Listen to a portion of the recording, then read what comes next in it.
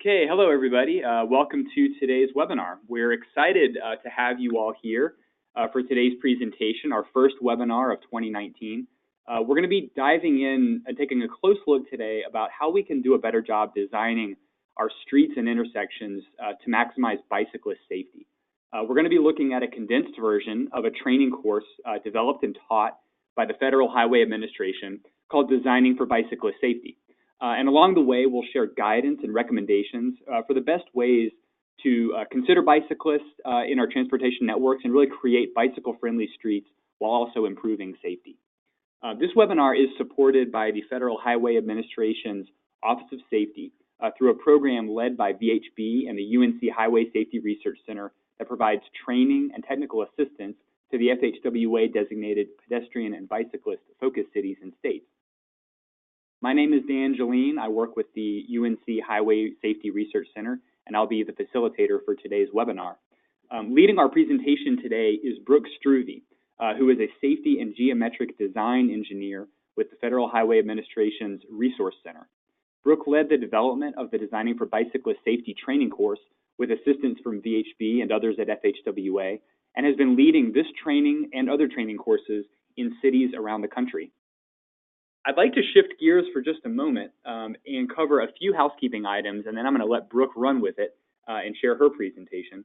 I'd like to let everybody know, though you will be able to hear me and Brooke during the webinar, you won't be able to speak yourselves. That's because we have quite a few folks on the line. So to make things a little easier, we have the opportunity for you to, through the chat pod and the questions pod, to send comments and questions into us at any time. And I'll be receiving those throughout the presentation. I'll try to respond to as many as I can. We are going to be holding about 30 minutes at the end of the webinar just for Q&A. So the questions that you submitted during your registration, the ones that you send in during the webinar today, we'll be able to field those, and Brooke will offer her thoughts and responses to your questions then. If you're looking for material related to this webinar, you can check pedbikeinfo.org/webinars. That is where we've hosted and launched a archive page for today's session that already has a PDF copy of the slideshow. I'll send the link out in just a moment through the chat pod to that. Don't feel that you need to write everything down. We do have the slides available for you to refer back to. The recording of the video of the webinar will be made available either later this afternoon or by tomorrow morning at the latest. So you'll be able to check that page or go to our YouTube channel and find the recording of the webinar there. You can share that with other people who may have missed the webinar today. We are going to send a follow-up email this afternoon with links to all of these pages and resources that I mentioned. We'll also be sending you a link that will allow you to generate a certificate of attendance for yourself for attending the webinar and reporting your continuing education credits. It's important to note that if you are joining this webinar with a few other people with you in your office, make sure that they get a copy of the email that comes to you later today. If you're the one who registered, you'll get the email. Pass that around, make sure that everybody can get their own certificate of attendance, as well as some of the other links that we'll share. I wanted to mention that we've also submitted this webinar to the APA, the American Planning Association, for consideration of 1.5 CM credits. So if you're a planner and you're used to reporting those credits, please check their event calendar and you should find our webinar there. PBIC is going to be doing a bunch of webinars this year on a lot of different topics, and so to keep up with what we're doing, I'd encourage you to check our webinars page, pedbikeinfo.org/webinars. We're active on social media. You can find us there. We usually talk about our webinars and announce them through our social media channels, and then we do send out emails every time we schedule a webinar too, so you can sign up at our mailing list at the link there, pedbikeinfo.org/sign-up. So those are just a few ways to stay in touch with us as we move through 2019, and there will be a lot of exciting things to share and to talk about during the year. I have a quick poll question that I'd like to distribute to you all before we go too much further, and this is really for us to understand about how many people are out there today. So we'd like to ask you if it's just you attending the webinar today, if you've got a few friends with you, a larger group with you, we'd like to just better understand how people are attending the webinars and how many people are out there today. So I'm only going to leave this up a little bit longer, a few seconds maybe, because we have a lot of good presentation materials to get right into today. So please, if you don't mind voting, we'll probably leave another 5 seconds to leave this poll question open, and then we'll move forward. Okay. Wonderful. Thank you so much. I'm going to close the poll, and we will move right along with our presentation. And I'm going to flip the screen over to Brooke Struve. Brooke, keep an eye out for the alert, and you should be able to share your screen. I'll let you know when I see it.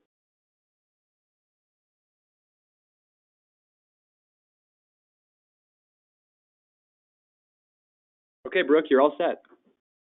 All right. Thank you very much, Dan. And thank you, everyone, for signing up for this webinar. I hope you'll find it useful. I just want to caution you, this is material that I usually like to teach over 2 days. And so I'm going to move very quickly through some concepts, and we'll highlight a few ideas and things, but we won't be taking a very deep dive into everything that I'm sure you have questions about. So hopefully you'll have another opportunity to attend one of the longer workshops. As Dan said, I've been doing these workshops across the country. My name is Brooke Struve, and here's a picture so you can imagine what I look like as I'm teaching you.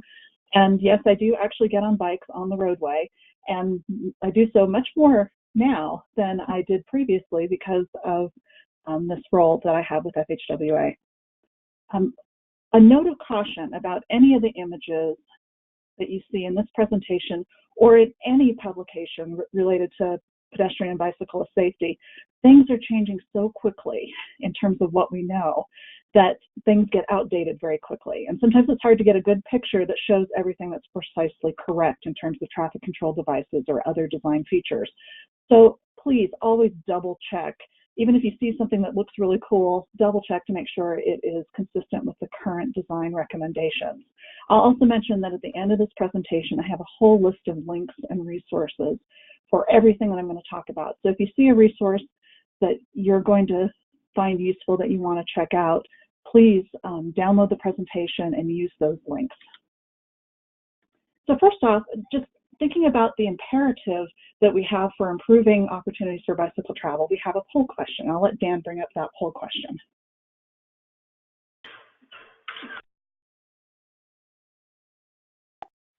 All right, Brooke, that should be it right there. So we're asking folks to offer their best guess at what percentage of trips in the U.S. are fewer than 3 miles, less than 3 miles.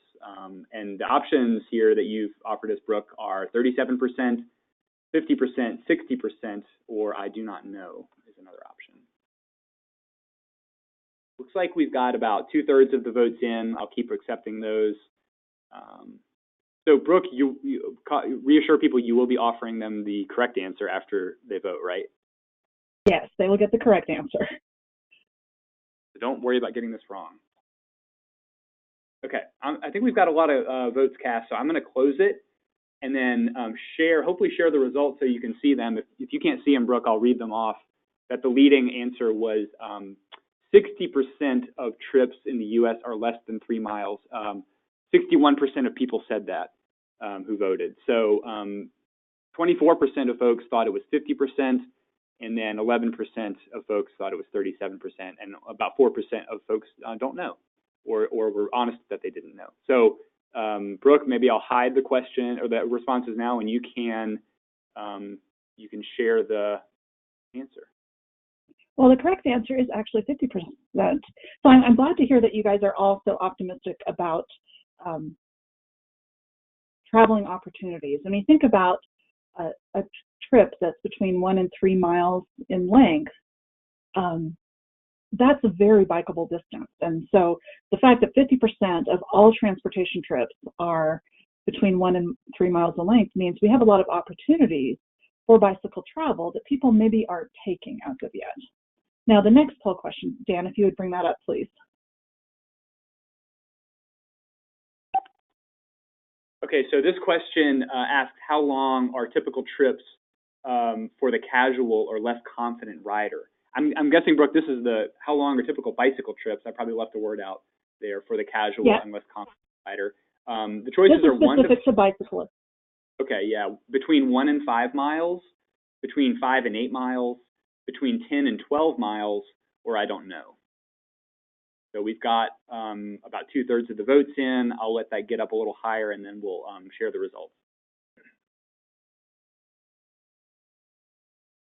Okay. There's much more consensus about the correct answer on this one, Brooke. So let's take a look what people thought. So 88% of respondents said that the typical trip for the casual or less confident rider is between 1 and 5 miles. And then some people said 5 to 8 miles, about 9% of you said that. And then many fewer, 1% each for the 10 to 12, or I don't know. So Brooke, let's find out what the correct answer is. Well, on average, across the U.S., the casual, less confident rider will ride between 1 and 5 miles. Now, there are going to be certainly variations for that. When you're talking about a recreational area or an area where you might have two destinations, like two rural towns that are 10 miles apart, if you have bicycle facilities, you might see casual, less confident riders taking those longer trips because there's a specific destination in mind. But on average in an urban area, it's a 1 to 5 mile trip. So just to review, what are some of our opportunities for bicycle travel? Well, 50% of the trips, of all transportation trips in the U.S., are less than or equal to 3 miles. More than 1/3 of U.S. adults say they would commute by bike if safe facilities were available. Can you imagine what that would do to your transportation network if 1/3 of the people that are in cars or even on public transportation decided to switch to a bike? And then thinking about equity of our transportation networks, 1 out of every 11 households do not own an automobile. So thinking about bicycle travel on our street network, think about what you would dare to do, what you would feel comfortable doing. Now, this is a fairly low-key street. It does have a lot of traffic. It is a collector in the community. They've got shared road markings. You can see on the far side of the intersection, there's a shared road or a shared lane marking in the lane. There's 1 lane in each direction. Making this left turn maneuver is fairly simple. The bicyclist simply moves into the left turn lane. But then consider this roadway. We've got 3 general purpose lanes plus 2 left turn lanes, and we have a bicycle lane off to the right. Now consider what this bicyclist had to do to get into that left turn pocket. Consider how much traffic there might be on this roadway with 3 lanes traveling in that direction. Consider what that speed might be like and how difficult merging in front of higher, faster moving traffic, and how difficult that would be as you maneuver to the left side of the roadway. Would you dare to do that? Now consider this bicyclist. She is on a very busy highway. It looks like a freeway, but this is not a freeway. And she's approaching an intersection where she simply wants to travel through the intersection. And the posted speed limit on this road is 50 miles an hour. Watch what she has to do. She's approaching the intersection. She's signaling to make a lane change because this lane that she's crossing is actually a drop lane. It's a must turn right at the intersection. So she has to merge across this lane, hoping that a vehicle approaching from behind is not going to run her over, so that she can get to the spot between 2 travel lanes to get through the intersection. Would you dare to do that? Now, certainly we've covered bicycle safety, right? Because we put a bicycle warning sign up there to the right. How comfortable do you feel? So thinking about the different types of bicyclists and what they're going to be comfortable doing, the last 2 examples that we showed are certainly, I would qualify as the experienced and confident rider. They're going to navigate on the street. They may prefer having a bike lane and shoulder or shared use paths when available, but sometimes they'll still remain on the street. They'll generally take the direct route rather than a more circuitous, comfortable route. They'll often be riding at speeds up to 25 miles an hour on level ground, and in some cases may even be as high as 45 miles per hour in a downgrade. And they will generally take longer trips. They might ride 20 miles for a commute or 50 miles for recreation.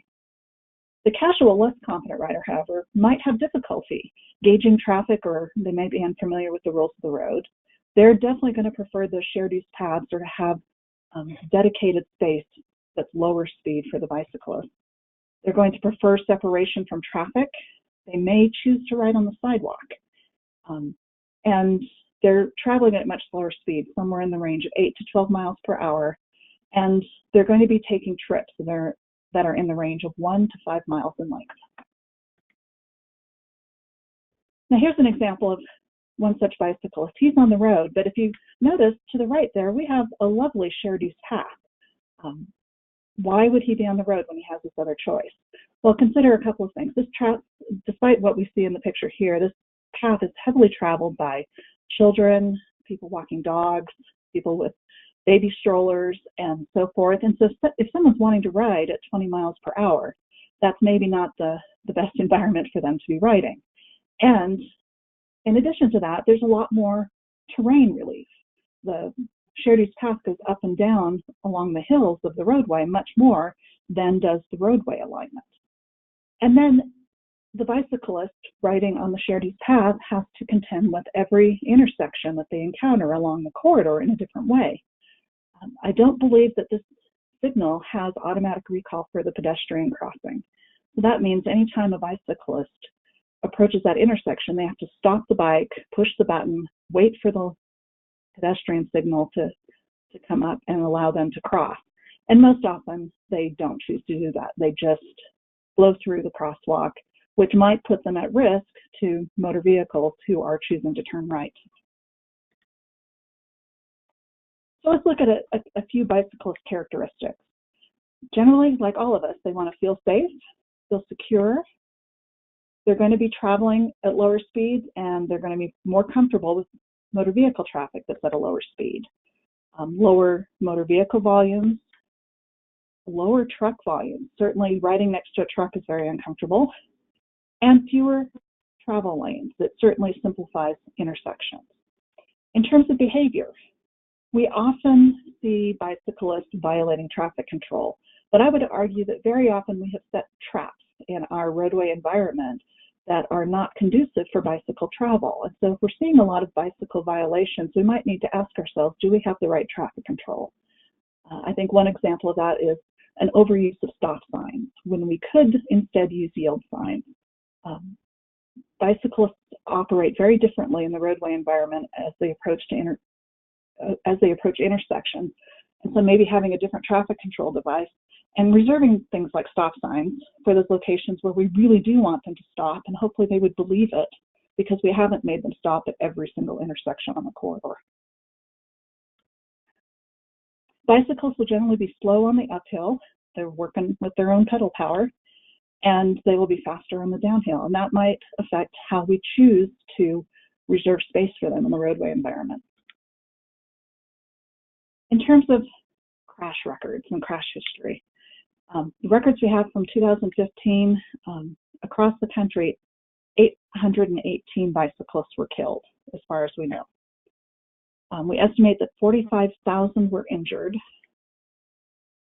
And while those numbers are fairly low when you compare it to overall traffic injuries and deaths in the country, bicyclists were certainly overrepresented in those numbers. They account for only 2.3% of all traffic fatalities, but they only make up 1% of all the trips. And so they're definitely overrepresented.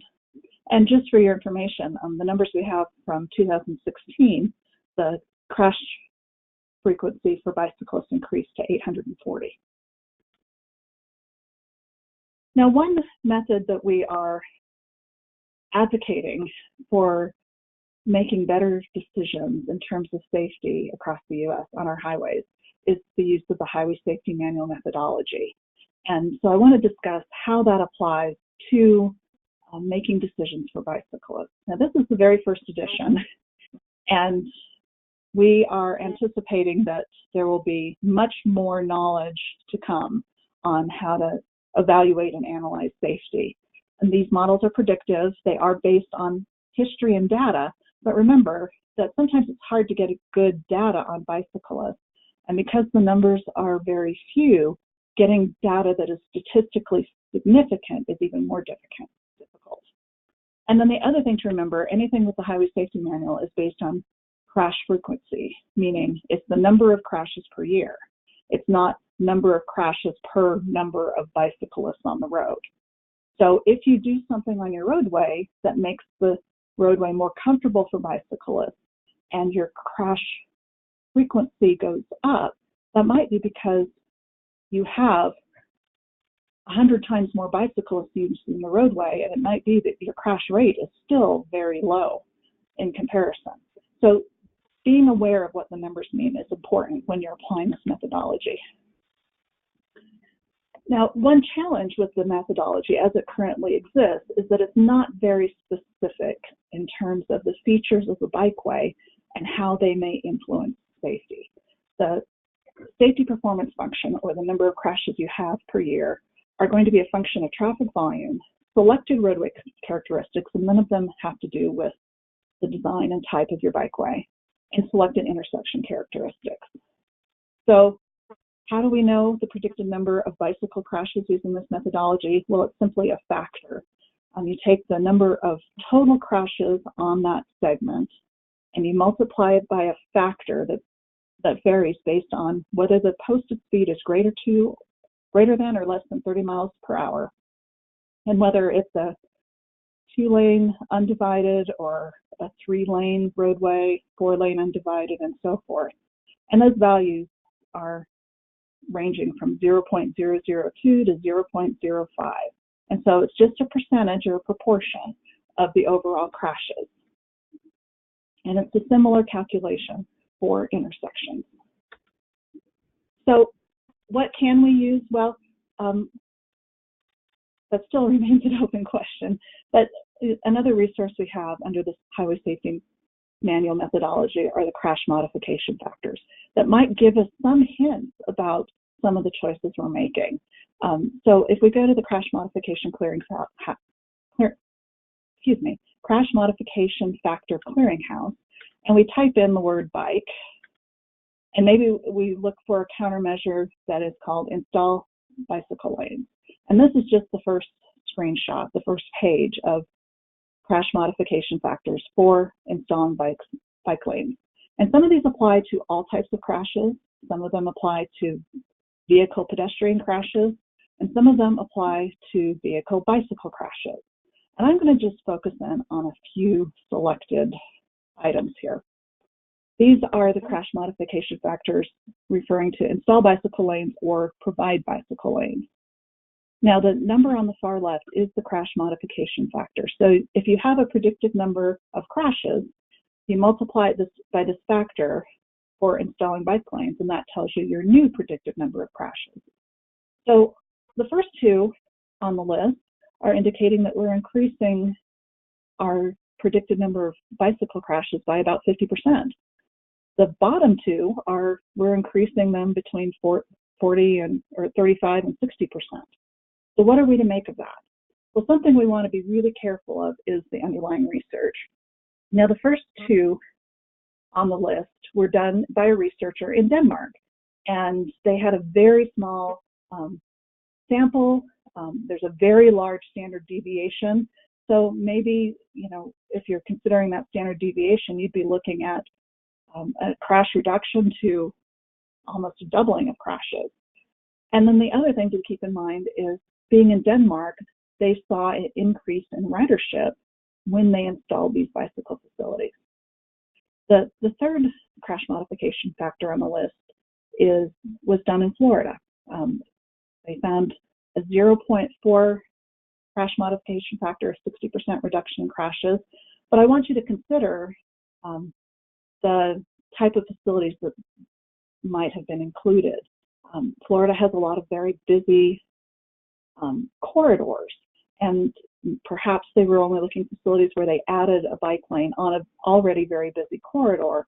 And so I would expect in that situation that only the most confident riders who may already have been riding on that corridor are continuing to ride on that corridor. You may not get an increase in ridership because it's still uncomfortable, which is why they saw a significant reduction, because they weren't significantly increasing the number of bicyclists using the roadway. And then finally, the last study was a very small sample size, and it was focused specifically at signalized intersections. So there's some specific applications for that crash modification factor. So this gives you a sense of how to understand and read these numbers, and maybe how careful you need to be in applying the Highway Safety Manual methodology as it currently exists.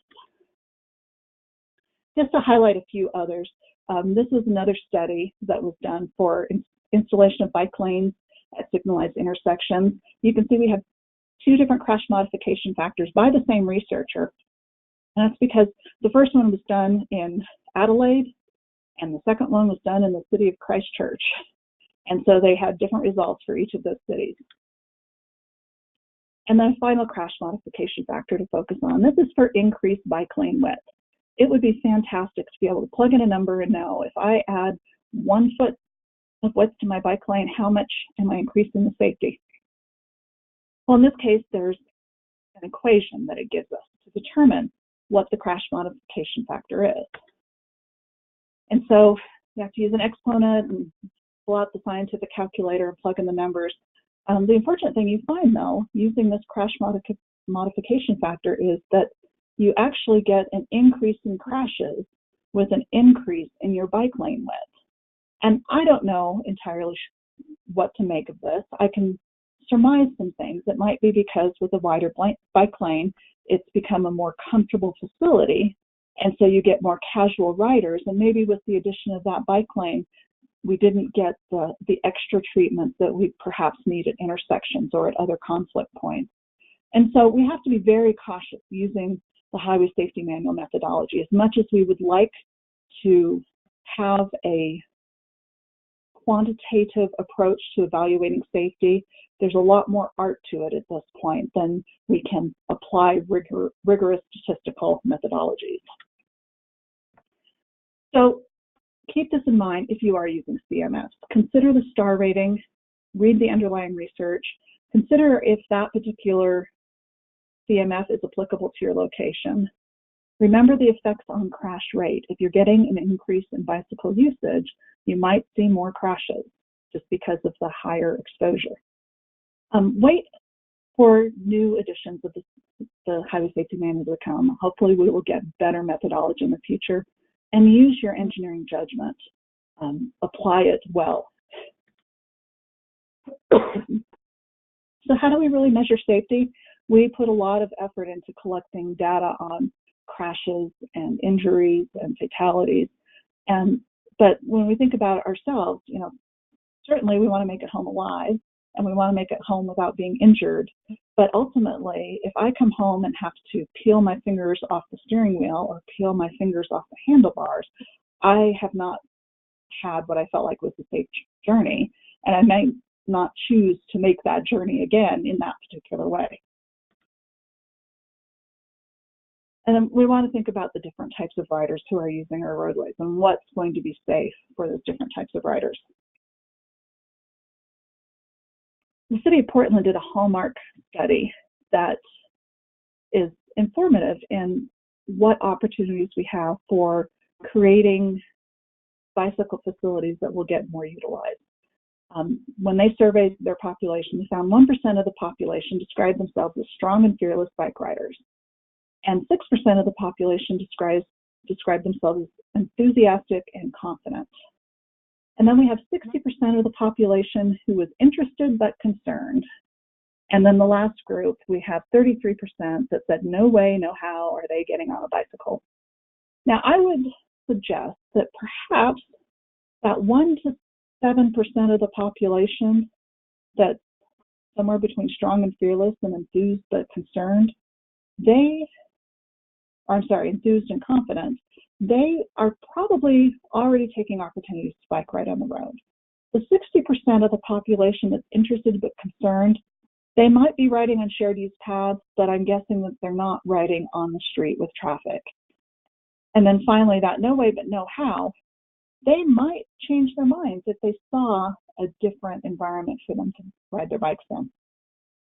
So thinking about who that interested but concerned population is important if we want to build a bikeway that's going to be utilized, or if we have built bicycle facilities and we're wondering why they're not being used, we might ask ourselves, have we accommodated that interested but concerned group? So we do have a methodology available for evaluating levels of traffic stress. And the way it works is level of traffic stress 1 is suitable for almost everyone, including children. Level of traffic stress 2 is suitable for most adult bicyclists. Level of traffic stress 3 is getting more stressful. And level of traffic stress 4, you're only going to see those strong and fearless bicycle riders out there. So here's a table that describes some of the features of those different levels of traffic stress, and I just want to highlight a few points. Level of traffic stress 3 is what's typical of most bicycle facilities in the U.S. So that 7% that's out there riding potentially right now, that's what they're riding on. But level of traffic stress 2 is what's comfortable for most adult bicyclists. So if we really want to try to grab that 60% of the population that is interested but concerned, we need to be thinking about what are the features of a bikeway that will make it level of traffic stress 2. The AASHTO guide for bicycle facilities describes the casualist confident rider in this way. In order for this group to regularly choose bicycling as a mode of transportation, a physical network of visible, convenient, and well-designed bicycle facilities is needed. And it really comes down to thinking about the network. Can someone get from home to school to work to shopping opportunities without being isolated by a busy high-speed corridor that they can't get across or along to get to their destination? Now, not every roadway is going to be able to be all things to all people, but looking at the overall network and seeing where we have opportunities to connect those origins and destinations is important, and giving alternates for people to get across town. Let's talk about some core safety concepts that we really want to think about when we're thinking about the art of designing for a bicycle facility. First of all, speed is very important in terms of reaction times as well as survivability when an incident happens. At 20 miles per hour, 9 out of 10 pedestrians will survive a crash with a motor vehicle. At 40 miles per hour, 9 out of 10 pedestrians will die in a crash with a motor vehicle. Now, pedestrians and bicycles aren't the same, but I can presume that the numbers would be fairly similar. The only difference, perhaps, is the bicyclist has a helmet on, hopefully, but they also have this projectile with them that might cause them extra problems while they're in the crash.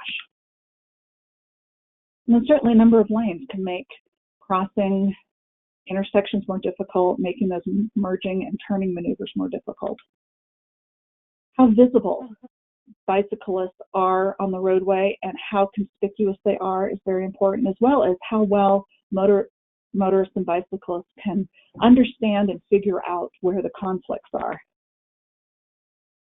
And here we have an example of a conflict point that has been made more conspicuous with some pavement markings.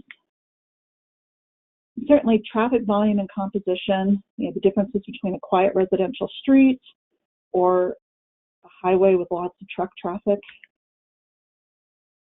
And then understanding conflict points and trying to reduce conflict points or reduce the risk of those conflict points. Highlighting where those conflict points are and trying to alert both drivers and bicyclists to the hazard. And then something like a roundabout intersection where we have eliminated certain conflict points and slowed down travel speeds can improve bicyclist safety. How close a bicyclist and a motorist are to each other certainly adds to or detracts from the safety of the bicyclist. And, are they riding mixed together, or is there some sort of buffer between them? And then how well can a bicyclists control their bike as they're traveling down the bikeway?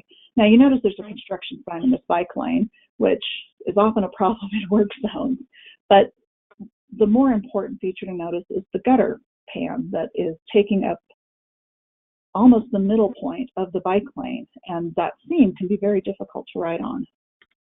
Or something like utility manholes, pavement distress, puddles in the bike lane can detract from the ability of a bicyclist to get home safely. And I already mentioned the importance of looking at the network, and connectivity of that network is very important. Thinking about, does the bike lane go somewhere, or does it simply end? Is there an adequate transition between different types of bikeways? And are there corridors that people have a difficult time getting across or through? This image is from a study in California where they looked at crossings of the freeway And first they looked at the overall network, and there's a lot of crossings that are within less than a third of a mile from where the bicyclists might be traveling. But when they looked at the low-stress network, they found that bicyclists would have to travel much further to get to those crossings of the freeway. So just in summary, these key safety factors are speed, number of lanes, visibility or conspicuity, traffic volume and composition, conflict points, proximity, bike control, and connectivity. So let's look at some of the design policies that we have. Federal law says we need to consider bicycle facilities where appropriate. And there's a whole lot of wiggle room in those words, aren't there? With new construction and reconstruction, and consider safety and contiguous routes for bicycles in plans and projects. But ultimately, what does consider mean? How are we applying that? Are we looking at our project and saying, oh, this is not a great place for bikes. We considered it, check the box, we're done. Or are we actually developing alternatives, thinking about the overall network, thinking about the transitions, and making a reasonable, well thought out, analyzed choice? USDOT issued a policy back in 2010, and the policy statement was that every transportation agency, including DOT, has the responsibility to improve conditions and opportunities for walking and bicycling, to integrate walking and bicycling into their transportation systems. And some key elements of this policy included these recommended actions: considering bicyclists or bicycling as an equal to other modes of travel, thinking about all ages and abilities, and especially children when we're making transportation choices, going beyond the minimum design standards. And what I mean by that is if we have a minimum sidewalk width, a minimum bike lane, a minimum parking lane, a minimum travel lane, and we do that all the way across our cross section, we have made something perhaps that is uncomfortable for everyone. Maybe we'll have a corridor where instead we make a compromise on the travel lane so we can get a wider bike lane and a wider sidewalk. And maybe that's a corridor where we're emphasizing pedestrian and bicycle travel. And maybe on a parallel corridor, we go for those wider lanes that are going to be more conducive for truck travel, so that we've accommodated everyone, but we've also not made every corridor uncomfortable. Integrating bicycle accommodation on bridges. Our bridges have design lives of 50, 70, 80 years, and what might be there when you build the bridge may not be there when the bridge comes to the sunset of its life cycle. So just making it a habit to make sure there's space for bikes and peds on bridges is important. Collecting data, removing snow, and doing appropriate maintenance on pedestrian and bicycle facilities, and using maintenance projects as an opportunity to rethink how we're using our roadway cross-section. It's a great opportunity for a road diet. So let's talk about some ways to evaluate our needs for bicyclists and some different approaches we can use to try to quantify our design choices. So we'll talk about these analysis methods. There's the highway capacity manual. We've already mentioned levels of traffic stress, intersection safety indices, road safety audits, and measuring network connectivity. So for many years, the highway capacity manuals did not address bicycle travel. And the first attempt was maybe a little haphazard, and it's gotten a lot better now, where they've included not just the factors that might be more appropriate to motor vehicle travel, like travel speed and intersection delay, but they've also included a bicycle perception score that includes a lot of things that might sound familiar, something like motor vehicle volumes, number of lanes, lane width, whether there's a median or not, how many access points there are, pavement condition, motor vehicle speeds, and so forth. And all of those get rolled into a perception score that layers on to level of service. So you can evaluate the motor vehicle level of service, the bicyclist level of service, pedestrian level of service, and transit level of service to try to come up with a design that's going to be suitable for all in the appropriate way. We've mentioned level of traffic stress, so I will not dwell on that. But we do have a tool that you may not be aware of. It is a free publication on FHWA's website. It's Bicycle Intersection Safety Indices. And with this tool, you can give a score to all the intersections on the corridor for every single turning movement through that intersection, or you could do your whole community if you wanted to. And it includes some very simple inputs, things that should be readily available or easy to obtain. Send an intern out to collect some basic data, the travel volume, the number of through lanes, how the intersection is configured, the speed limit. They're not even asking for actual speeds, but just the speed limit, and so forth. And this information is used in this calculation to give a score. And it might be a real good way to prioritize which intersections are going to receive more treatment to make them better for bicycle travel. You can do a similar evaluation for pedestrian travel. We also have a guideline for road safety audits, specifically for bicyclists. The road safety audit or road safety assessment is a multidisciplinary independent team that goes out to evaluate a corridor on site or a location on site to see what improvements may be made or can be recommended for future implementation to improve bicycle travel. And this guideline includes some very useful tools within it. We've got an RSA Prompt List that has a whole list of questions about things that you might consider, as well as some explanations to go with it about what that means or how you might consider it or different approaches that you might use. And so even if you aren't doing a formal RSA, this RSA Prompt List might be a useful tool to educate yourself on some issues related to bicycle travel, or to do a self-evaluation on one of your own projects, or it's certainly a tool that you can use with the RSA team.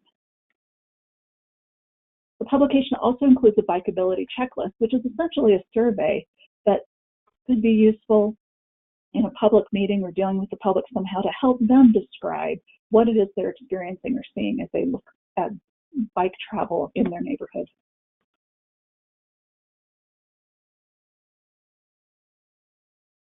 We recently produced a publication entitled Measuring Multimodal Network Connectivity, which provides some great examples of different ways that we can look at our well-connected network or the well-connected network we're trying to achieve and see how we're doing. So, one question might be, how complete is the network? Do 80% of the roads allow bikes? Or do we only have 20% of the roads allow bikes? Do we have specific bike facilities on how many corridors? And how many of those have quality bike routes? So that might be one question.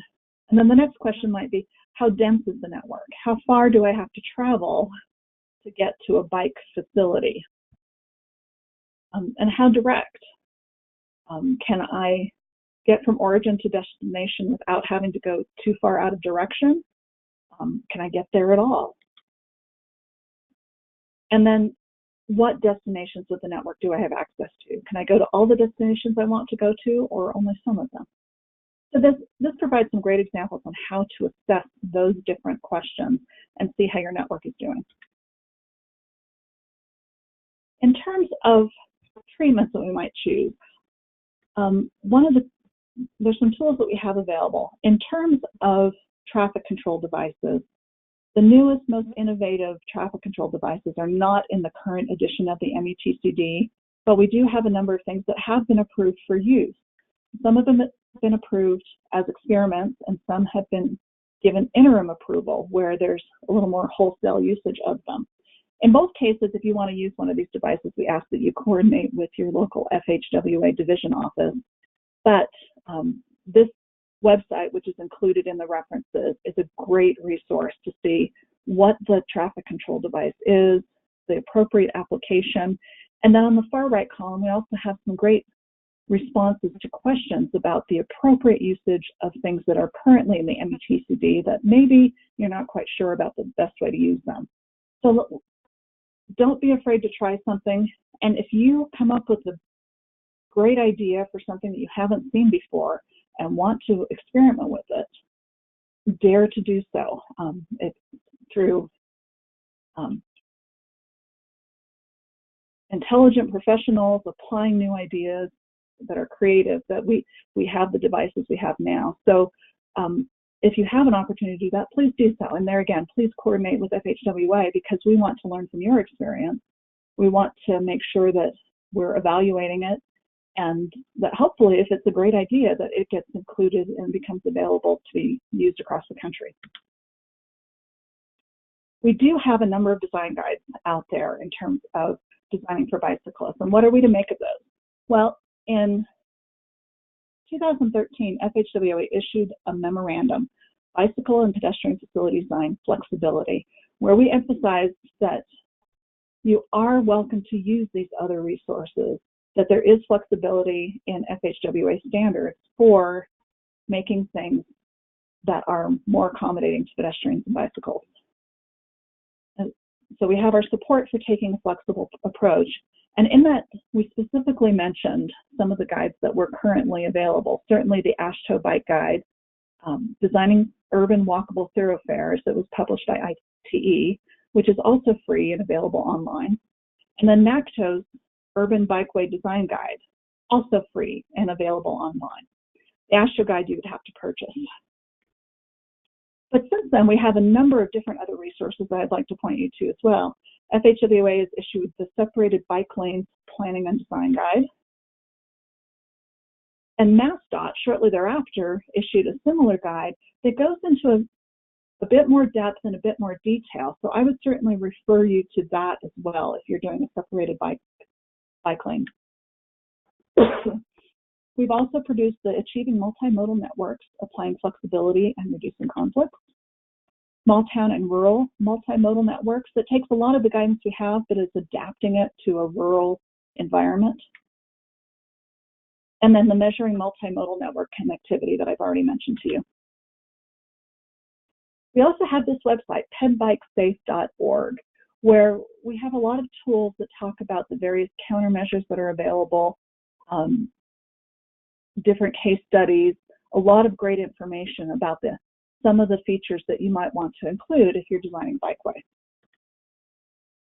So I'm just going to, from here on, highlight a few items of guidance that I want to share with you that frequently come up for discussion.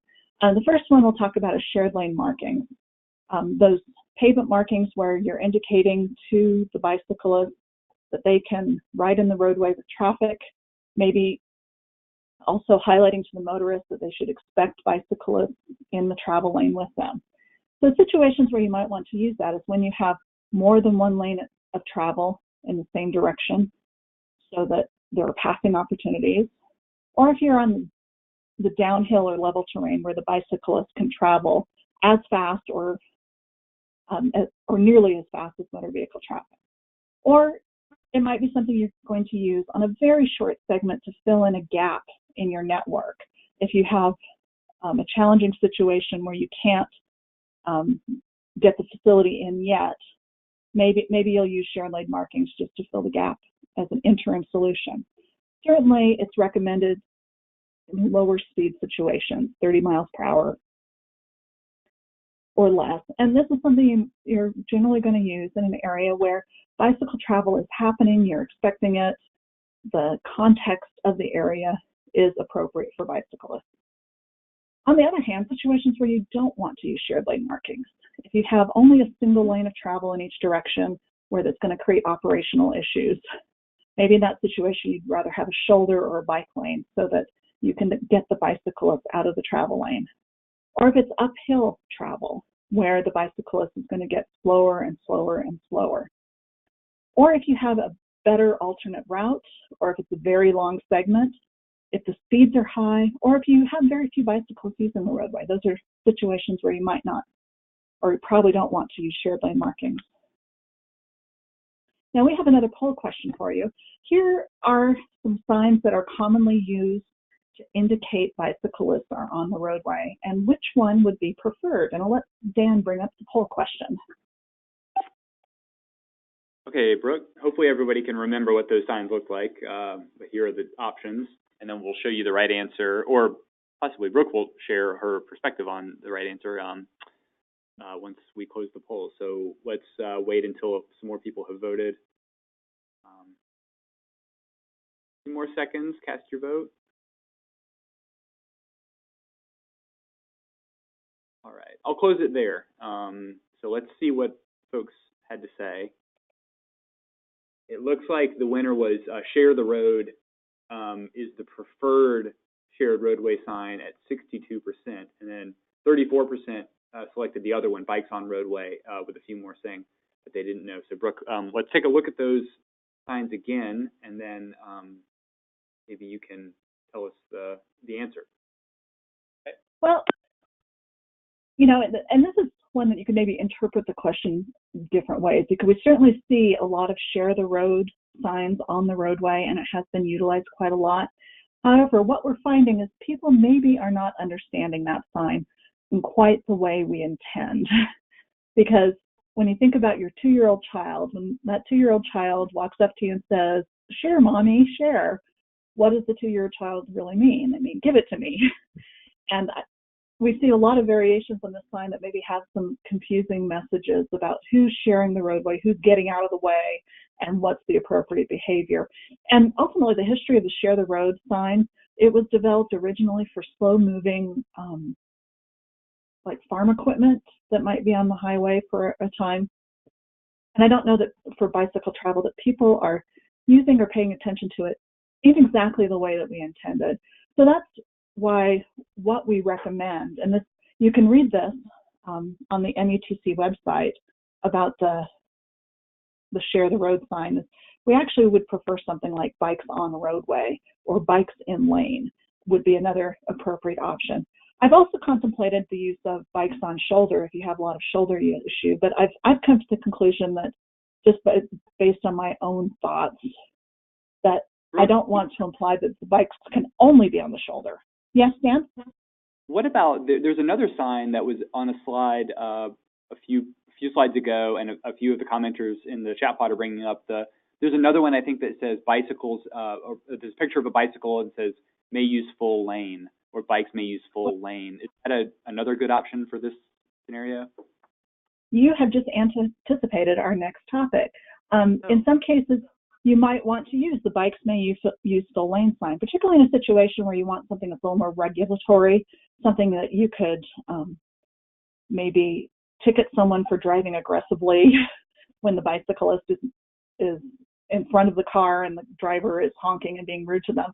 And maybe the Bikes may use full lane is more emphatic and can help you with that. So you have the option of either one, depending on the situation. I might reserve the Bikes may use full lane to an urban scenario. Okay. Thank you, Brooke. You're welcome. Now let's touch a little bit on separated bike lanes. Now, separated bike lanes have gone under several different names over the years. They started out being called cycle tracks. And the history of that name is when you translated the Dutch name for their bikeways into British English, well, the British don't talk about bicycling, they talk about cycling. And they don't use the word trails, they use track. And so what they're really saying is bicycle trails. And when I first heard the term cycle track, I immediately pictured the U.S. Olympic event when they're on the round wooden track racing in circles. Not quite what we mean. So the name has been a little bit confusing, at least for me and for others, but that has been a name that a lot of people have used for these types of facilities. Other people have used the term protected bike lane, which implies perhaps that we've created this magic force field that keeps bicyclists safe. And when FHWA started looking at this and we were wanting to develop guidance, we were concerned that putting the word protected in a standards manual or a guidance manual would imply that if you didn't do everything precisely as the manual described, then you provided an unprotected bike lane and might leave agencies open to liability. So that's where we arrived at the phrase separated bike lane. And really what distinguishes it from a buffered bike lane or a traditional bike lane is that it has that buffer, but it also has some vertical separating element. It could be adjacent to or on the roadway. It could be one-way or two-way or contraflow, and it has that vertical separation. There's a lot of great advantages to it. It's very low stress mid-block. It encourages bike riding. It's a lot more conspicuous for bicyclists and motorists, and we are seeing crash rate reductions. Some of the disadvantages are the conflict points, the intersections, driveways, parking, transit stops, and loading zones. They take more space than an old-fashioned bike lane. Sometimes they're more costly. It depends on how fancy you want to get with that separation. And we have a lot more to learn. Moving on to signalization and designing safer signals for bicyclists. Some of the things we want to consider are the initial startup time of a bicyclist and the gap times for bicyclists. Maybe we have some opportunities to differentiate how the signal operates based on whether a bicyclist is there or not. So if you get intermittent bicycle travel at a heavily used intersection, if you're using detection for the bicyclist, then when the bicyclist isn't there, you can optimize the operations for motor vehicle travel. And when the bicyclist is there, you can provide the time that they need. That way we're getting the best operations of our intersection and not making our traffic engineers pull their hair out. It also gives us an opportunity to deploy a leading bicyclist interval to give a bicyclist a head start to get through the intersection before those right turners or traffic starts flowing through. And we also have the opportunity to segregate this conflicting movement so that we're not creating those risks at those conflict points. The MUTCD says, with respect to bicycles at intersections, on bikeways, signal timing and actuation shall be reviewed and adjusted to consider the needs of bicyclists. So it doesn't really tell us how, but that's where we can refer to the AASHTO bike guide. And something in particular that I've been paying attention to are those yellow and red light change intervals for bicyclists. I've looked at a lot of intersections that are very big that a bicyclist who's approaching the intersection gets a yellow light. They only have 3 seconds to get across the intersection, and it's physically not possible for them at the speed they're traveling. So any intersection where you have bicycle travel or have bike lanes, that's something that you could do today. Take a look at those change intervals to make sure that they're appropriate for all the users of the intersection, not just for the motor vehicles. The bicyclists are slower. Here's an example of a leading bicycle interval. In this case, well, this is actually what you're seeing as a leading pedestrian interval. Notice that the ped head has got the go symbol for the pedestrians, but it's still red for the motorists. You can give pedestrians and bicyclists a few seconds head start. And this could be changed to a leading bicycle interval simply by putting up a sign that says bicycles use pedestrian signal. Or you can add a separate bicycle signal to indicate that to the bicyclist. And very often, if you're watching those confident riders in an urban area, they are behaving at intersections as if they already have a leading bicyclist interval. It would be nice to actually legalize that for them. And there's an example of the sign I was referring to. Bikes use ped signal.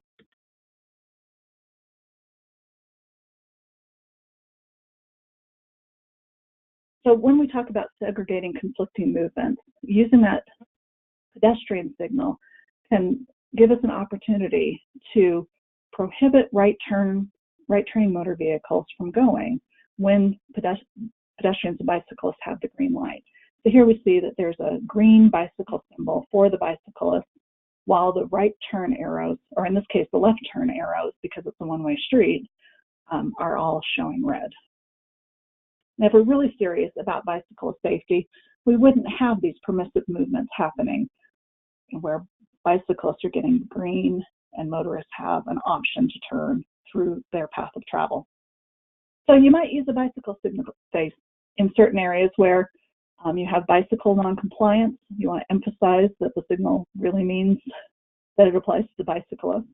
If you want to provide that leading or lagging bicycle interval, if you need to extend your bike lane on the right side of a right turn lane or on the left side of a left turn lane, which you might be doing with a separated bike lane or with a side path, then you might want to use a bicycle signal. You certainly need something for counterflow travel of bicyclists. Previously on a one-way street, you wouldn't have any signals that are indicating to a bicyclist that when they can go or stop. So if you're going to have contraflow travel for the bicyclists, you have to have some sort of signalization for them. And then if you have a complicated intersection with lots of legs coming in or weird maneuvers happening, then it might help in that situation. Let's, for a few minutes, touch on the concepts related to protected intersections. And I don't have a better name for protected intersections as of yet, but this is another area where the MassDOT guide is a great resource because they're separated bike lane guides. They have a number of great details about how to design protected intersections. So let me point out a few features in this graphic. On the left image, you're looking at an overhead view of a right-turning car with the bicyclist beside them. And the shaded area is the cone of vision that the driver has. The image to the right is the view that the driver has from behind the steering wheel, what they're seeing out the window. And you notice there, they can't see the bicyclist. The bicyclist is in their blind spot. And this is where the bike lane is right next to the travel lane. Now, if we push a little bit of space, we have that separated bike lane and the features of a protected intersection there. That changes the visibility and the conspicuity of the bicyclist there. The cone of vision has changed, and the motorists can see the bicyclist in their side window, thus hopefully preventing a crash that might otherwise have happened. And that's one of the benefits of a protected intersection. So some of the key elements of a protected intersection are these. We have a corner refuge island. It gives some space for that turning vehicle to stop for the bicyclists and the pedestrians while being out of the through travel lane. So having enough space for a car to pause there is great. You may not have that much space, but at least there's the space that they're turned more towards the bicyclist and the pedestrian. They've got a better cone of vision. We have the forward queuing bicycle area where the bicyclist waits for the light to change. The motorist yielding zone, the pedestrian crossing island with all of the accessibility features you would need with that. The pedestrian crossing of the separated bike lane. Because the bike lane is technically a motor vehicle lane, you need to have detectable warnings for the pedestrians on either side of the bike lane as well. And certainly curb ramps and so forth. And this is an example from Indiana, in Indianapolis, where they used elements. They didn't use the whole protected intersection, but they used elements of it to create a transition from a typical bike lane on the near side of the street to more of a side path on the far side of the street. And they had a heavy turning movement at this intersection. So they've got the corner refuge island and some of those features to get the bicycles transitioned over the crosswalk where they can cross with the light and get onto that side path. So I promised that you would have references. There's a whole bunch of them here about levels of traffic stress, the memos that I've spoken about, the publications, and so forth.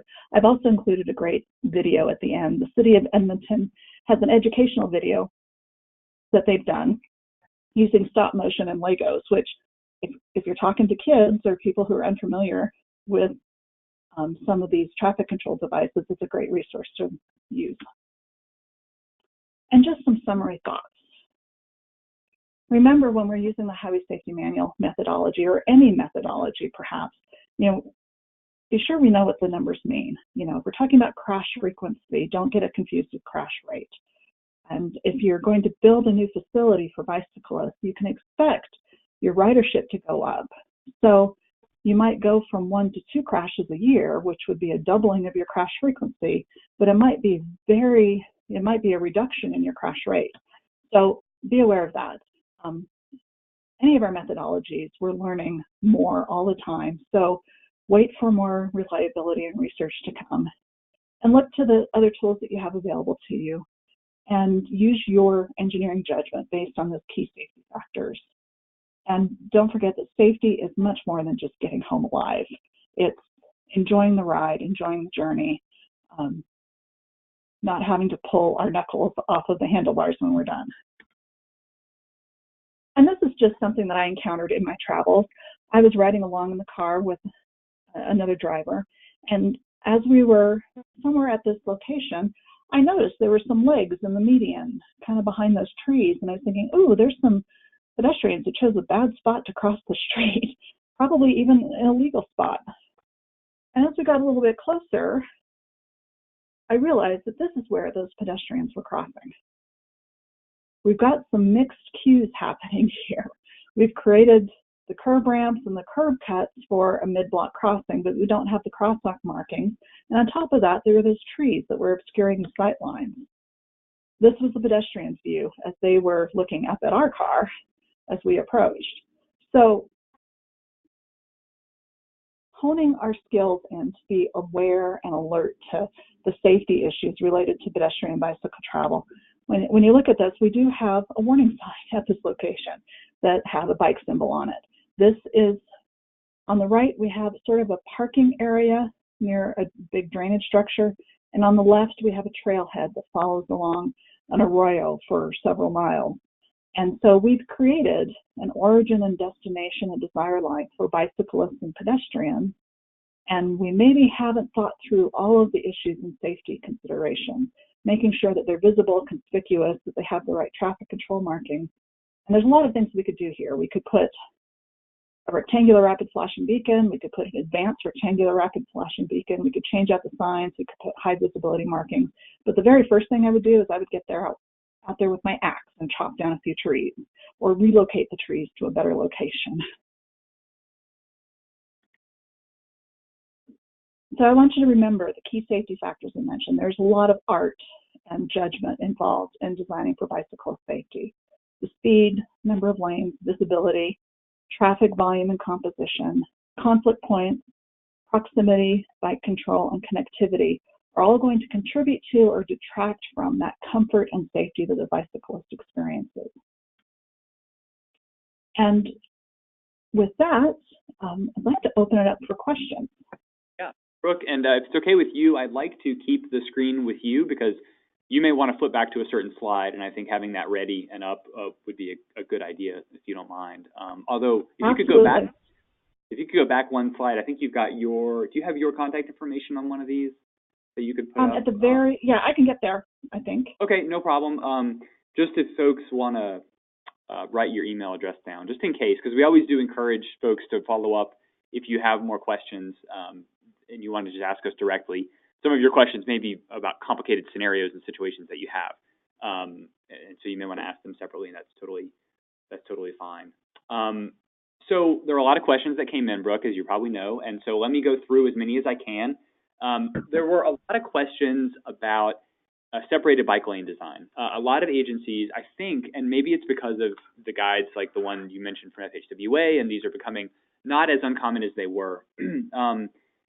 People are interested in using them, especially state DOTs looking at using them on state facilities. But there are cases where we might have fairly busy corridors, 5 lanes, lots of traffic. Commercial corridors, we have a lot of driveways, a lot of curb cuts throughout the corridor. And we know, based on the guidance available, separated bike lanes really need some specific types of designs where there are entering and exiting vehicles from driveways. And the more driveway conflicts you have, the more complex the separated bike lane design might be. So, Brooke, the question for you really is how do we go about balancing the need for a separated bike lane in a more protected facility on a corridor like this with the existing condition of having a lot of conflict points, driveways, and other entrances and exits where vehicles are coming on and off the road? Well, I think the first thing I would wonder or ask is there another corridor that has fewer conflict points that might be a better choice that's still getting people to their origins and destinations? And so that might be one thing to consider. The other thing to consider is there might be one side of the street or the other that's going to be a better choice. You know, if you have all your transit stops on one side of the street, then maybe you want to have your separated bike facility, a two-way facility on the opposite side of the street. still recognizing that you're going to have to locate those transit stops near adequate crossing locations so someone using that bike lane can still get to a transit stop. But the idea being looking for a location that, maybe you have one side of the street that has fewer driveways than another. So you might decide to do a two-way facility on one side of the street. The other thing I would emphasize is just making sure every single one of those conflict points is very conspicuous. I would wholeheartedly support using green pavement at every busy conflict point. Now, if it's a residential street that has lots of driveways, I'm not going to be as concerned because the people coming in and out of a residential area, they are familiar, they know what to expect, and they're probably driving a little bit slower in those scenarios. So you might not be using green pavement at every driveway there, but if you've got the Walmart entrance and the Home Depot entrance, I would do a lot more at those locations, or even signalizing some of those entrances so that bicyclists are safer at those conflict points. You can make it happen, but you need to recognize that the risks are higher, and so you have to apply more countermeasures to try to mitigate those risks. Okay, great. And then building off of the separated bike lane, quite a few questions about protected intersections, and you shared some slides. Lots of questions back about how actually, it may be helpful, Brooke, if you could flip back to your protected intersection slide so we can look at this. And this design, this is something that's not common in a lot of places in the U.S. yet. It's still sort of a new treatment. But there are questions about what do we know about these in terms of safety? Are there crash modification factors for them like we have for other treatments? Can you say anything about how much we do or don't know about the protected intersection? Well, as far as I know, there might be 6 or 7 of them that have been implemented across the U.S. So to date. There's very few of them that have been utilized, but they are used quite a bit in the Netherlands and other places where they've emphasized a lot of bicycle travel. So there's a lot of experience in other countries on how they work. I don't know that we have any crash modification factors ourselves that apply to these. I haven't checked for that specifically, though. So if someone wants to check the crash modification factor clearinghouse and search for protected intersections, that might be an interesting exercise. And ultimately, it's using anything it's using are things that we have already available to us. We have, islands and pavement markings, and we're just applying them in a more holistic way to accommodate all of the users. And they can be challenging. They do take up some space, and we have had some experience. For example, in Chicago, when they first put one in, the approach island between the bike lane and the travel lanes was fairly short, and they found that some people were getting confused, thinking that the bike lane was actually a right turn lane, and so they had to do some retrofits to update that. So, when you're trying something new, you might find that it doesn't work precisely the way you intended it the first time out. But the other thing I would say is the MassDOT guide is a great resource to refer to on all of the nuances and features that you would want to consider in this. Does someone have some more specific questions they want to ask about this that I can try to address? Well, a couple of questions are coming up about how a right turn on red movement would be handled in a protected intersection, and I imagine it would have to be restricted, as far as I know. But Brooke, can you confirm that? I guess it would depend. In Chicago, where they've done it, they've certainly put the right turn on red restriction, and they have the bicycle volume. And if you really want to avoid conflicts, I think that's the ideal, is to have the right turn on red. But if you have at certain times of the day only intermittent bicycle usage, maybe you'd want to make that more of a permissive right turn, allowing right turn on red. You're still getting a benefit because of the viewing angle that the motorist has. They're still going to be less likely to hit a bicyclist. So it's really going to depend on your scenario and what you can do operationally for the traffic as well, what you can get away with. I think my preference would be always a prohibition on those right turns on red.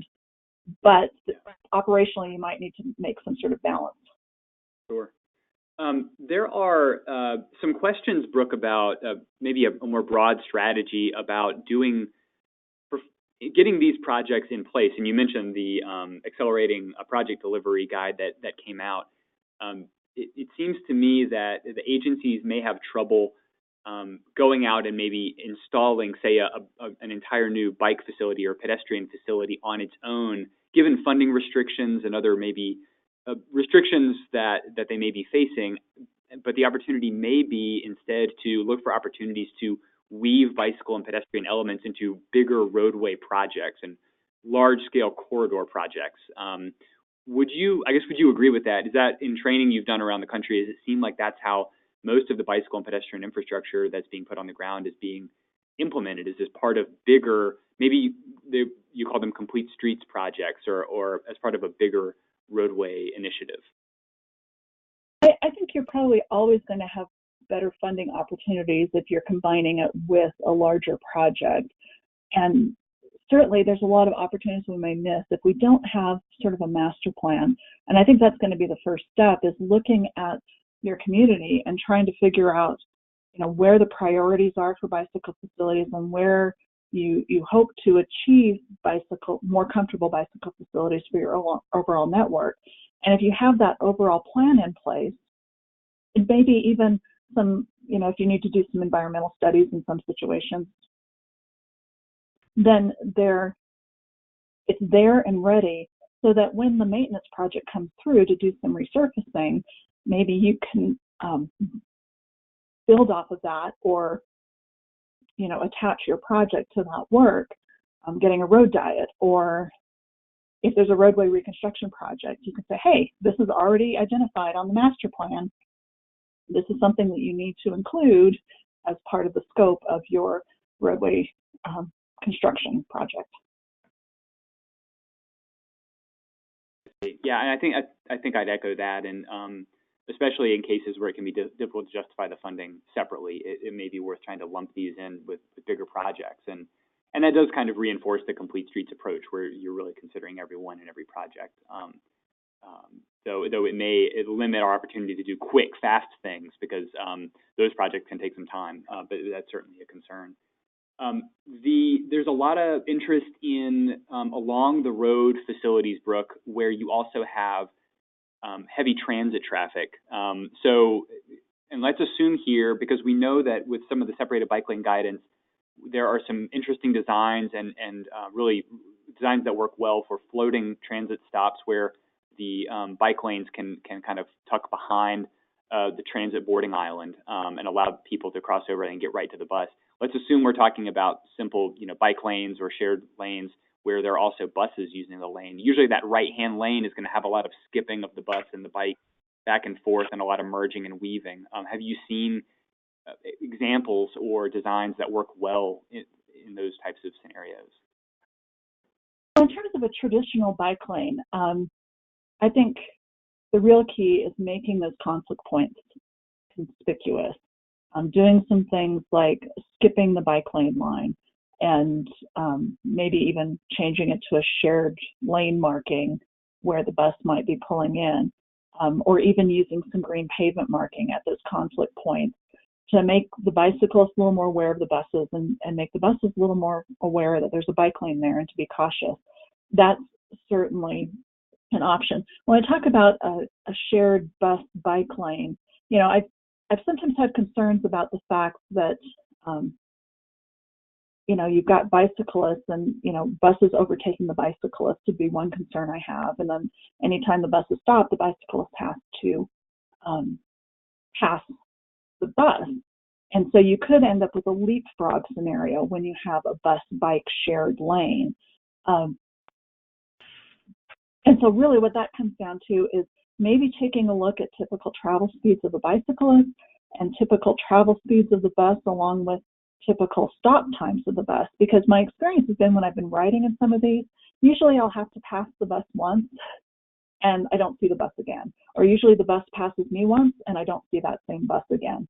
And it would also, relate to how often the buses are traveling on that corridor. Those would be some of the things that I'd be asking myself about. Is You know, is it just one time that you're encountering the bus, then you're kind of flowing along together, or are you having to leapfrog multiple times, and what risks are there associated with that? But I think, you know, those transit stops, it really comes down to keeping them conspicuous to all users, or that might be one of those scenarios where you have all of your transit stops on one side of the street. If that happens to be your scenario, then maybe that's a situation where you would consider doing a contraflow bike lane on the other side of the street. That's a good recommendation. Brooke, I wanted to get back to another case example that illustrates a point that you made earlier. The question about an agency that was doing a roadway widening project and looking for opportunities to get some bike facilities into the new design, and came to the conclusion that when the roadway became a four-lane road, they were going to add a shared use path outside on either side of the road. Both sides would have a shared use path, but they also included buffered bike lanes on the road itself. They got some feedback, some negative feedback, that since they were providing shared use paths, the bike lanes on the road weren't going to be necessary because they were already providing bike facilities on the paths. This illustrates a point that you made earlier, that not every bicyclist is going to want or need to use the same kind of facility. And I wonder if you could talk back through that. You even had a picture that I thought really well illustrated this point. Yeah, as I'm stammering along, I'll try to find that picture. But that, you know, someone in one of our road safety audits made a very good point. Is you almost have to think about two bikeway networks. You've got the bikeway network for the confident riders who are going to prefer traveling in the street because of the fewer pedestrian conflicts and the higher traveling speed. And then you've got the casual riders who are going to prefer to be on the shared use path. And a lot of it's going to depend on the volume of usage that your shared use path is going to get, the volume of bicyclists who are already using the roadway, and what the characteristics of those bicyclists are going to be. And so it may be perfectly appropriate to have a bike lane and a shared use path so that you're serving both needs for those reasons. Because very likely you're still going to have bicyclists on the roadway if the shared use path is heavily used. Now, another option, there's a great example in Tulsa, Oklahoma, along their Riverwalk area, or it's not a Riverwalk so much as a parkway along the river in Tulsa. They have a shared use path system, but they've got it segregated for bicyclists and pedestrians. They have two separate paths in that corridor. And in that case, I wasn't seeing bicyclists on the roadway other than to cross the roadway. They were using the shared use path because they had a shared use path that was suitable for them and they weren't getting conflicts with the pedestrians. And they had it very well marked. It was very distinguishable. And it was separated by several feet of space and lawn between them and the pedestrians. So they didn't have pedestrians that were encroaching on the bicycle space. I have seen shared use paths where you've got a lane identified for each one, but pedestrians tend to be bad actors in terms of staying in their lane. And so I don't think those work as well without the separation. And then there was another thought I had, but I lost it. Anyway, there's a few thoughts on how to consider that. No, thank you. I think the big takeaway there is that when you're providing bike facilities, not every bicyclist is the same. And I think we may, as the comments in the webinar show, we may quibble with these various categories and how we've applied labels to different comfort levels of cyclists. But at the end of the day, there isn't just one bicyclist there. There's a variety, a range of users, and they have maybe different needs and different interests. I think we need to be aware of that as designers and people planning the network. I just remembered my other thought. Yeah. In Atlanta, Georgia, they've opened their Beltline shared use path system that's going to be a full loop that goes all the way around the city. And they found on the first segments that they opened that they just made a traditional shared use path. They're getting 700 users a day on that pathway. And so as they've built subsequent segments, they've tried to do more to separate the bicyclists and the pedestrians because they get such great usage on that pathway. And so be aware of that. You open a shared use path thinking, oh, well, we only get 3 pedestrians on this road a day. Well, you're suddenly creating something that might be attractive, and you're going to see a huge spike in usage. And so that what's suitable for pedestrians and bicycles on the shared use path may not be suitable for all users. Right, and I think it gets to a bigger question, and that has been, I'd say, a good chunk of the questions that have come in have been related to, if I have these conditions, what kind of bike facility should I be putting in? And that's a question that is really left right now up to a lot of different design guides that are floating out there. But it is something that's going to be answered and handled in an upcoming guide from FHWA. And Tamara Redman is on from the FHWA Office of Safety. And Tamara, I wonder if you could share any more about that forthcoming resource. Yeah, so hopefully the bikeway selection guide, that's what it's called, will be finalized and posted by the end of, it's already finalized, but it's going through review right now. So hopefully we hope to have it done by the end of February and posted. And the purpose of the guide is to help agencies identify the most appropriate types of bike facilities to use based on user and roadway characteristics. And after development of the guide, we'll also be providing training and technical assistance to several pilot communities as they use the guide. So if any are interested, they can contact me. Great. Thank you. And I'll be sure to send out Tamara's email. And we will, as the Pedestrian Bicycle Information Center, we'll be sure to alert through our channels when that's available. But I do think that'll be really useful for a lot of you because that question comes up all the time. And I think in the past couple of years it was answered for a different type of facility. Many of you are aware of the STEP, the Safe Transportation for Every Pedestrian guide that really said, okay, if you have this type of a crossing, these are the types of treatments you need. And I think this new guide from FHWA is going to do something similar in that you look at various factors, roadway, cross-section, speed, volume, things like that, to help you make that decision so that you're working off the latest and best from what we know from research. So we'll be sure to circulate that.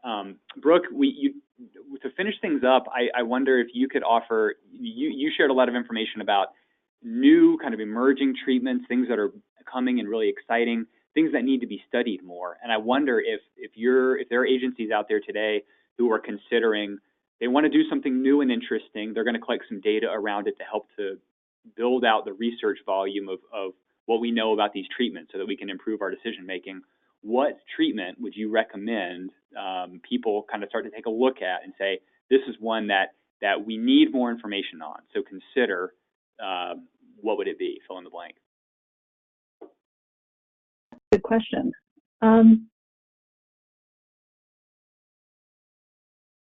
Well, certainly we don't know much about protected intersections. So if cities are wanting to implement those and monitor how those are performing, that would certainly add to our body of knowledge in the U.S. But I think some things related to signalization and how we're treating intersections, as well as some of the traffic control devices for intersections like bike boxes and two-stage turn boxes. We've had mixed results with different designs on bike boxes, and so making sure that we're using bike boxes appropriately, and then also, getting an understanding of, where we might be missing the mark on two-stage turn boxes. Those are some of the things that I think we could probably learn some more about, and then certainly how effective different treatments are at conflict points for separated bike lanes. We mentioned the example of, high-speed busy corridor with a separated bike lane with lots of commercial driveways. Are there new and better ways to handle those conflict points that we haven't thought of yet? Yeah, great. No, those are really good recommendations. And I think, speaking from the perspective of a researcher, the more agencies that are able to perform these experiments, work with MUTCD team on getting the right data to measure the effectiveness of these treatments, it can only serve to improve the guidance that we're able to prepare and the research we can do to kind of push things forward.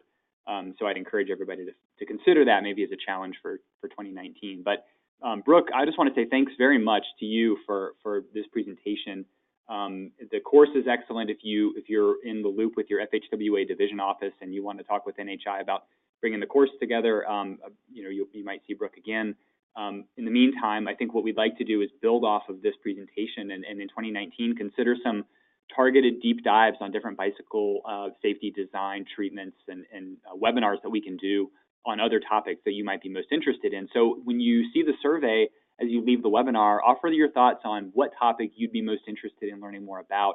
maybe related to bicycle safety design, maybe related to something else, pedestrian and bicycle related. But we are looking to kind of round out what we'll plan to do for the rest of the year. So you'll help us with that information and let us know what you thought about this webinar as well. You'll get an email later from me today with information about the archive page, your certificate of attendance, and all that good stuff. And we will look forward to seeing you all next time. Thanks again very much to Brooke Struve for being here for the webinar, for Tamara Redmond for support for putting this series on, and for all of you for attending. I hope you all have a wonderful day. We'll see you next time.